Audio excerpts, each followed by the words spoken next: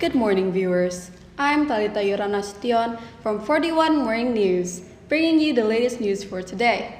The first news is about a big gap from the online classroom during the pandemic, and the second news is about COVID-19 crisis opportunity for education reform in Indonesia. Here are the details.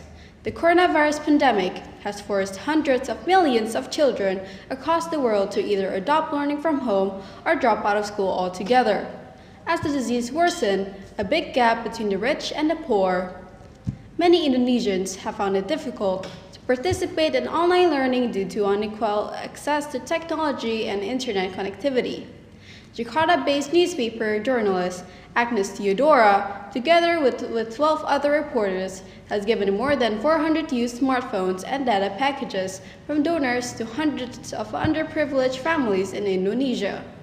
And she also found there was an extraordinary digital inequality when the group began distributing mobile phones to students across the world's largest archipelago in August last year. She told that many of them had to borrow their friend's smartphone or borrow a neighbor's smartphone, or even some of them could not go to school at all because they did not have any gadget and had to visit the teacher in person for face-to-face classes. She also reported that the problem was not only the difficulty in accessing a smartphone and buying the internet quota, but the signal did not reach some parts of Indonesia. The second news. The Indonesia education sector, a core element of national development, has overcome numerous challenges over the years. Nothing had prepared it for the unprecedented jolt from the COVID-19 pandemic.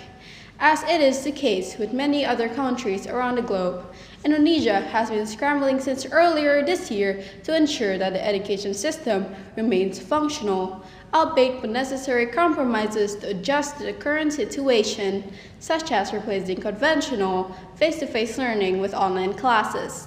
However, the practical implementation of these emergency measures has been less than ideal amid the pre-existing socioeconomic disparities among teachers and students.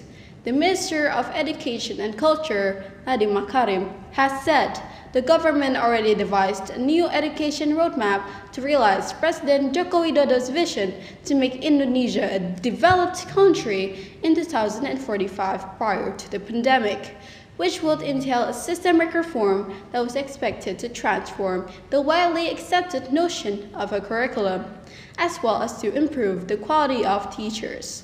That's all the news for today. Check this out at 41 Morning News for the latest updates. I'm Talita Yuranastion. Thank you for watching and have a great day.